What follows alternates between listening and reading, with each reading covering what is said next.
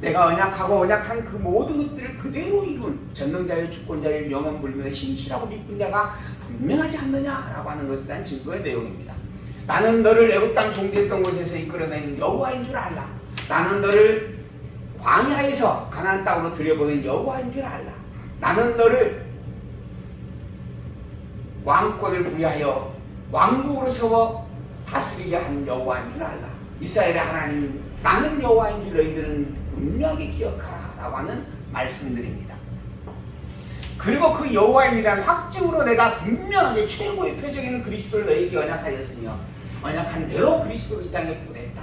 이 그리스도가 그리스도에 대한 사역을 깨달아 안다라고 한다면 더 이상 다른 어떤 것으로 나에 대해서 이렇게 확증할 부분들이 필요 없다라고 하는 의미죠. 오직 너희들이 그리스도에 대한 내용을 분명하게 너희들이 확신의 신앙으로 깨달아 알고 확정하게 되어진다면 내가 여호와라고 하는 이 사실에 대하여서는 그 어떤 것의 변명의 여지도 없게 확증되어질 수밖에 없는 일이다라고 하는 겁니다.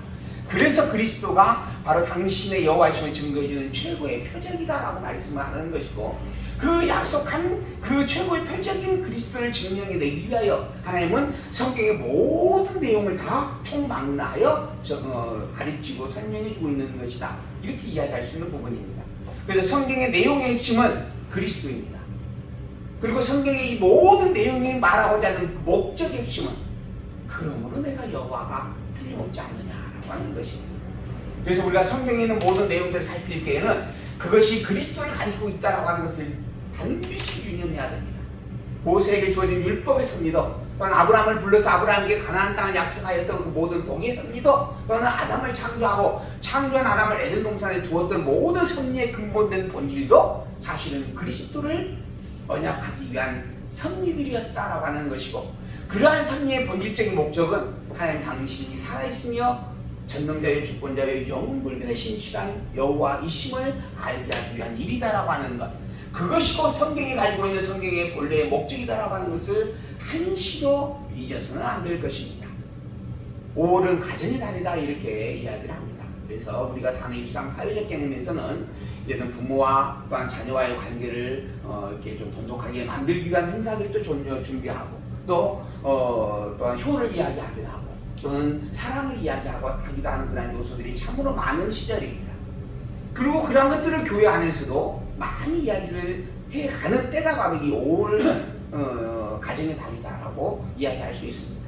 그러나 사실 그것이 과연 교회의 본래의 참된 모습인가라고 하는 것에 대하여서는 우리는 고민을 해보지 않을 수 없습니다. 왜? 교회에서 또한 이 강단에서 이야기되어지는 기본적인 요소는 하나님의 말씀인 성경입니다.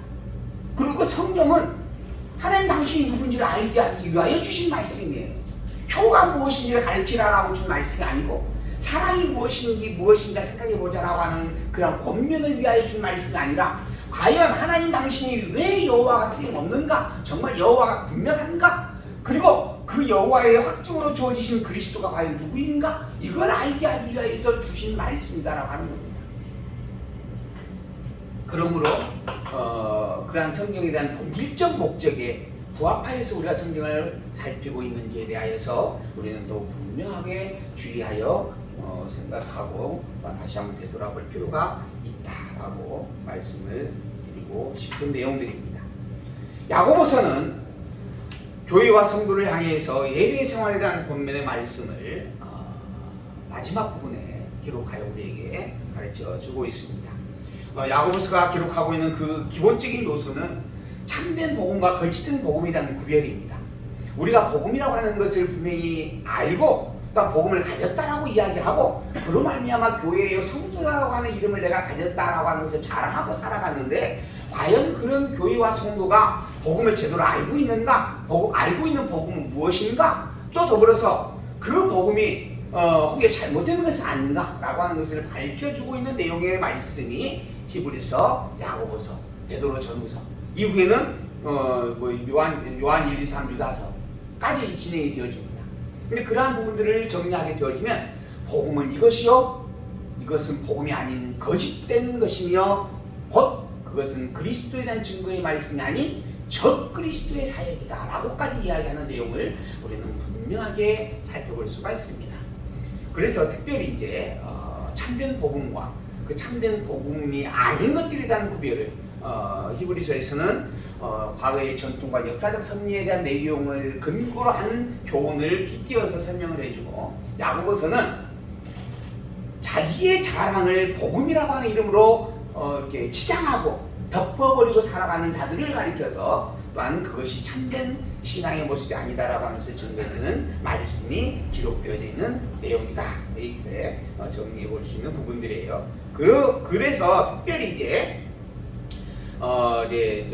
복음에 합당한 믿음의 생활, 또한 복음이 아닌 거짓된 생활, 그리고 그로 말미암아 우리가 복음을 가진 교회와 성도로서 철저히 배격해야 할 그러한 행위들, 그리고 합당한 생활의 모습들에 대한 내용들을 야고보서는 우리에게 기록해주고 있다라고 하는 것입니다.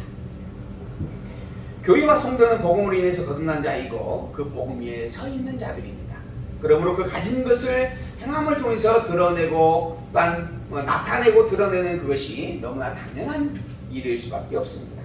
야고보는 그래서 이야기합니다. 행함이 없는 믿음은 죽은 것이다. 행함이 없는 믿음이라고 하는 말은, 믿음이라고 하는 것은 행함을 동반한다라고 하는 말의 의미입니다. 우리는 행함을 통하여 살아가는 존재들입니다. 우리 모든 삶은 다 행함과 연결되어 있어요. 행위와 연결되어 있습니다. 이 행함들이 믿음의 행함이 있고 믿음의 행함이 아닌 행위가 있다라고 하는 것이에요.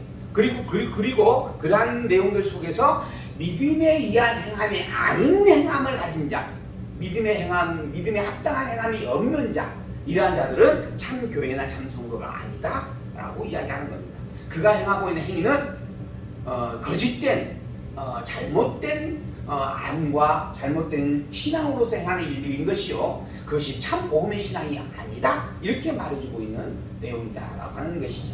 그것을 표현하여서 행함이 없는 믿음, 그것은 죽은 믿음이다 라고 하는 의미로 설명을 해주고 있는 것입니다. 우리는 이러한 행함이라고 하는 생활들에 대한 모습을 돌아보면서 우리의 어떤 삶의, 우리의 신앙의 중심, 우리가 가지고 있는 신앙의 중심이 과연 참된 것인지 아니면은 어긋난 것인지에 대한 부분을 좀 살피고 분별할 수 있는 지혜가 함께하기를 소망합니다. 그래서 이제 이후에 야고보서가 끝나게 되어지면 베드로서가 연결되어지는데, 이 베드로서에서는 구체적으로 거룩한 생활이 무엇인가, 또 불의한 생활이 무엇인가라고 하는 행위에 대한, 생활에 대한 내용들을 아주 구체적으로 언급하여 살피게 합니다.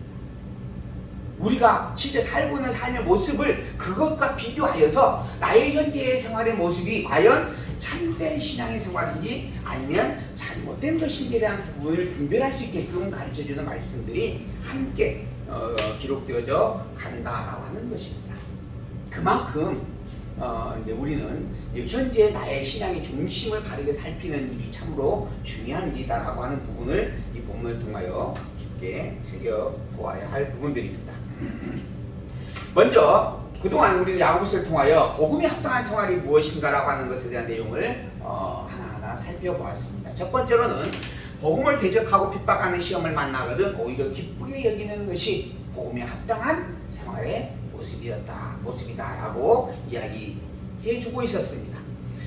복음이라고 하는 것은 진리입니다. 이 진리를 대적하는 것이 이 세상에서는 필연적으로 있을 수밖에 없는 일입니다. 그로 말미암아 복음을 가진 자는 복음으로 인한 시련과 핍박을 당할 수밖에 없는 일이다라고 하는 것이죠. 그때 이 복음을 대적하고 핍박하는 그 시험을 만나거든 그것을 오히려 기쁨으로 여기는 자, 이러한 자는 복음을 가진 자의 합당한 모습을 가졌다, 이렇게 이제 설명을 해주는 것입니다. 이 복음으로 말미암아 기뻐하는 자, 또한 복음을 지키기 위하여 복음 때문에 당하는 핍박을 오히려 기쁨으로 여기는 자, 그건 당연히 복음의 사람이다라고 이야기해주는 내용이죠. 두 번째는 지혜가 부족하거든 하나님께 기도하여 구하는 것이 또한 복음에 합당한 생활의 모습이다. 기도하며 살라라고 하는 이야기입니다. 무엇을 구하며 살라 하는 것인가? 내가 소망하는 소원을 구하라는 게 아니에요. 내가 원하는 무언가를 달성해 달라고 하나님께 매달려 구하라는 게 아닙니다. 지혜가 부족하거든 그 지혜를 구하라라고 하는 거예요. 그 지혜를 위하여 기도할 줄 아는 자, 기도하는 자, 그러한 자가 복음에 합당한 생활을 행하는 자의 모습이다. 시험을 이기기 위해서 우리는 반드시 복음에 대한 확신의 지혜가 필요합니다. 그러므로 우리가 구해야 할 것은 하나님의 지혜입니다. 복음을 더 분명하게 깨달아 알아가는 신앙의 고백으로서의 지혜, 이 지혜를 구하는 것이 너무 중요한 일입니다. 제가 아침에 이 야고보서를 마무리 짓고 그리고 베드로서를 이제 본문을 살펴보았는데, 베드로의 마지막 고민의 내용이 무엇인가? 베드로후서 3장 18절이 마지막 절입니다. 근데 베드로 3장 18절에 있는 내용이 뭐냐면 주 예수를 아는 일, 주 예수의 은혜를 깨달아 기억하는 일, 그리고 그 주 예수 그리스도를 아는 지식에 성장해가는 일, 이 일을 위하여 내가 너희들을 정말 축복하고 너희들이 그 일에 최선을 다하며 예수님의 살기를 당부하고 고면한다 라고 하면서 마무리하는 그러한 내용을 확인을 할 수가 있었습니다. 결국 우리가 항상 표대로 두어야 할 것은 정말 복음의 그 참된 지혜를 깨달아 아는 일이고, 그 참된 지혜의 본질이 바로 결국은 그리스도를 아는 일이며 확증하는 일이고, 그 그리스도를 알고 확증함을 통하여 우리가 온전한 참된 여호와 하나님의 신앙 속에 굳게 설 수 있게 된다라고 하는 그런 말씀의 내용이었습니다. 그래서 그러한 지혜가 부족하거든 하나님께 기도하여서 그 지혜가 온전하게 되어지기를 구하고 살아가라 하고, 또 그렇게 기도하고 사는 자가 믿음에 합당한 자이다라고 이야기해 준 말씀이었습니다. 그리고 낮은 자는 높음을 바라보고 높은 자는 낮음을 자랑하는 자, 자랑할 수 있는 것, 이게 또한 하나님을 아는 자의 합당한 모습이다. 낮고 높음 자체에 매이지 아니하고 낮게도 하시고 높기도 하시는 그 주인 되신 이가 하나님이다라고 하는 것을 인정할 줄 아는 자, 인정하며 사는 자, 그러한 자가 정말 하나님을 아는 자의 모습이다라고 하는 것이었죠. 그리고 시험을 참아 이겨내고 욕심에 의한 시험을 합리화하지 않는 자, 이것 또한 복음에 합당한 모습이다. 구체적으로 우리의 생활에 대한 내용을 이야기를 해주게 되어집니다. 오늘 오면서 문자를 받고 그리고 하진이 엄마하고 같이 이야기했던 그런 내용이 있습니다. 생활이라고 하는 것이 사실 그동안 교회라고 하는 부분들이 있어서 예배의 모범을 보게 되어지면 반드시 출석과 기도와 그다음에 말씀과 찬송과 그리고 연보라고 하는 부분들이 예배의 필수적 요소다. 이거 반드시 있어야 되면 지켜져야만 하는 것들이다 라고 하는 가르침을 교회들이 여지껏 주장해왔고 가르쳐왔던 현실이 있습니다. 그런데 작금에 이르러서 하고 싶어도 지금 할 수 없는 상황이 되어져 버렸다라고 하는 것이죠. 반드시 예배는 교회에 나와서 출석하고 하나님께 드려지는 그것만 참되는 것이다 라고 이야기했던, 그래서 주일 성수라고 안식일 지켜라고 하는 모세의 율법의 말씀을 빗대어서 주일을 반드시 지켜야 되는 것으로 그렇게 가르쳤던 일들이 한국교회의 모습들이었습니다. 그러나 지금 현재는 그러한 가르침을 주장할 수가 없는 상황이 되어져 버렸죠. 오늘 저희가 문자가 찬송하지 말 것, 통성기도 하지 말 것, 그렇게 문자가 왔습니다.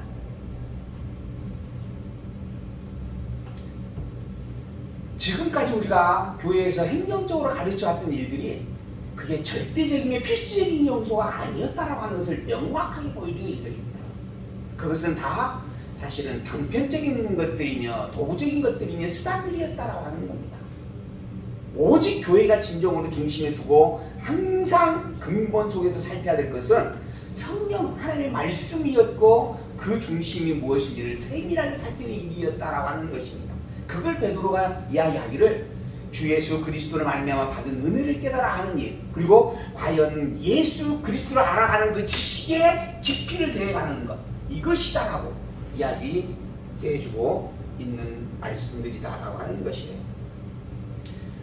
그러므로 우리는 사실 그동안 반성을 좀 해야 될 부분들이 수없이 나참으로 많이 있다라고 이렇게 고백해야 됩니다. 한국 교회가 정말 근본된 중심과 본질에서 그 본질을 망각하고 눈에 보이는 현상적인 것, 수단적인 것을 너무 매여서 그것을 너무 절대시화해온 일들이 있진 않았는지 사실은 돌이켜서 좀 살펴볼 필요가 있는 그런 시국이다라고 분명히 생각이 되어졌던 그런 부분들이었습니다. 또한 더불어서 복음에 합당한 생활 중에 하나가 어떠한 형상으로든지 속지 않고 우상을 숭배하지 않고 살아가는 일이다. 왜? 참된 하나님은 여호와밖에 없기 때문입니다. 하나님이라고 하는 이름으로 형상되어져 있는 어떠한 것들도 다 그것은 참 하나님이 아니다라고 분명하게 성경은 이야기하고 있습니다. 하나님은 형상으로 만들어줄 수 있는, 형상으로 빗대줄 수 있는 존재가 아닙니다. 피조세계 어떠한 것으로도 하나님을 형상화하고 구체화해낼 수가 없습니다. 왜? 하나님은 피조세계를 초월한 영원자이기 때문입니다. 피조세계의 모든 것들은 하나님으로 인하여 존재한 것들이요, 그 하나님은, 피조세계를 만드신 하나님은 오직 스스로 자존하시는 유일한 진리입니다. 그러므로 피조세계 어떠한 형상으로도 위로 하늘에 있는 것이나 하늘 아래 땅에 있는 것이나 땅 아래 물속에 있는 것이나 그 어떤 것의 형상으로도 하나님을 빗대어 만들 수 없는 것이며 만들어서도 안 되는 일이었습니다. 그런데 인생들은 눈에 보이는 형상들로 하나님이라 칭하여 그것을 신이라고 숭배하며 살아왔던 역사를 가지고 있습니다. 이 모든 것들은 다 잘못된 것이며 헛된 것이며 결국 불의한 일이었고 우상을 숭배하는 거짓 신앙이었다라고 성경은 이야기를 합니다. 그 어떤 형상에든지 속지 말고 오직 하나님만을 바라보며 하나님만을 찬양하며 하나님만을 의지하며 사는 신앙, 그러한 신앙의 고백을 가진 자가 성도의 합당한 모습이다라고 이야기해 주는 것이죠. 그리고 복음의 가르침에 대하여 듣기는 소문하면서 말하기는 더디하고 성내기도 더디하라라고 권면을 해주었습니다. 우리가 깨달아 아는 그것이 참으로 미천하기 때문에 듣기는 더 열심히 하여서 깨달아 알기 힘쓰라라고 하는 거예요. 내가 알았다라고 하는 것을 자랑하는 일보다 더 많이 내가 알아야 할 것들이 더 넘쳐나고 있기에 더 분명하고 확신하게 할 수 있도록 애쓰고 수고하라라고 권면하는 말씀입니다.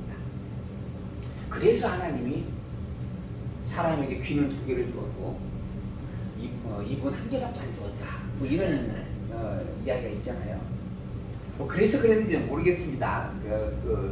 그런 빗대어지는 이야기들이 있으니까. 근데 그러한 부분을 통하여서도 우리가 지혜를 얻을 수 있는 그러한 내용들이 있다 보여집니다. 말이라고 하는 것은 사실 여러분들보다는 이 말은 저에게 더 중요한 의미가 부여될 겁니다.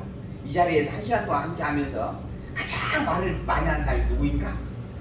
저잖아요. 그러니까 특별히 저에게 어쩔 수 없이 없어서 지금 말씀을 제가 여러분 앞에 들고 있는 부분이지만은 더불어 이 말씀을 준비하기까지 무려 더 많은 2배가 아니라 4배, 5배, 10배가 되어지는 시간을 할애하여서 더 많이 다듬고 살피고 깊게 묵상하여서 여러분들에게 이 한마디의 말들을 건넬 수 있는 그런 제가 되어줄 수 있도록 저도 더 열심히 주의하여 살펴야 될 부분들도 그렇게 다짐을 해봅니다. 그래서 복음에 대한 가르침에 대하여서는 듣기는 속히 하면서 말하기는 더디하고 또한 성내에서 되어질 일이 아니다 라고 하는 것을 성경이 야고보를 통하여서 우리에게 가르쳐 주었던 말씀이 있습니다. 또한 모든 더러운 것과 악을 멀리하고 능히 영혼을 구하나 하나님의 도를 온유함으로 배우는 것, 이 또한 복음에 합당한 생활의 모습이다. 사람을 외모로 취하지 아니하는 것, 눈에 보이는 것을 기준으로 사람을 평가하지 아니하는 것, 우리의 평가의 기준점과 중심은 오직 하나님의 말씀밖에 없다라고 하는 것, 이걸 늘 새기며 사는 것 또한 복음에 합당한 자의 모습이다. 그것을 가지고 행하는 자가 참 교회와 참 성도의 모습이다 라고 이야기해 주었던 것이죠. 더불어 말에 실수가 없도록 혀를 조심하라 라고 하는 그런 보면의 말씀들도 우리에게 주어졌던 그런 내용의 말씀이었습니다. 예수 그리스도를 믿고 여호와 하나님을 믿는다라고 하는 것은 참으로 다양한 모양을 나타내게 되어집니다. 그게 우리의 행위의 모습들입니다. 우리의 삶의 여러 모양 속에서 예수님을 믿고 고백한다라고 하는 증거들이 다양한 모습으로 나타나질 수 있다라고 하는 것이죠. 그러한 말씀들을 통하여서 우리는 우리의 행위들이 모두가 다 복음에 합당한 것이기를 소망을 해봅니다. 그러나 그러지 못하는 우리에 또한 안타까움이 있습니다. 그래서 복음에 속하지 않는 행위도 우리가 가지고 있다라고 하는 것에 대하여 야고보는 이야기를 해주게 되어집니다. 먼저 첫 번째로는 위로부터 난 지혜가 아닌 세상에서 난 지혜를 쫓는 자들이 있는데, 또한 쫓는 그러한 삶의 모습들이 있는데, 행위들이 있는데, 이것은 복음에 합당한 자의 모습이 아니다 라고 이야기를 해 주었습니다. 왜냐하면 이 세상에서 난 지혜는 세속적이고 정욕적이고 마귀적인 것이기 때문이다 라고 하는 것이죠. 또한 더불어 복음에 합당하지 않는 모습 중에 하나가 무엇인가? 두 마음을 품는 일이다 라고 하는 것이었습니다. 본래 한 샘에서는 한 가지 맛의 물만 나와지게 되어져 있고, 또한 나무라고 하는 것은 그 나무에 합당한 열매 하나를 맺게 되어져 있는 것이 자연의 섭리이고 기본적 순리다라고 하는 것이죠.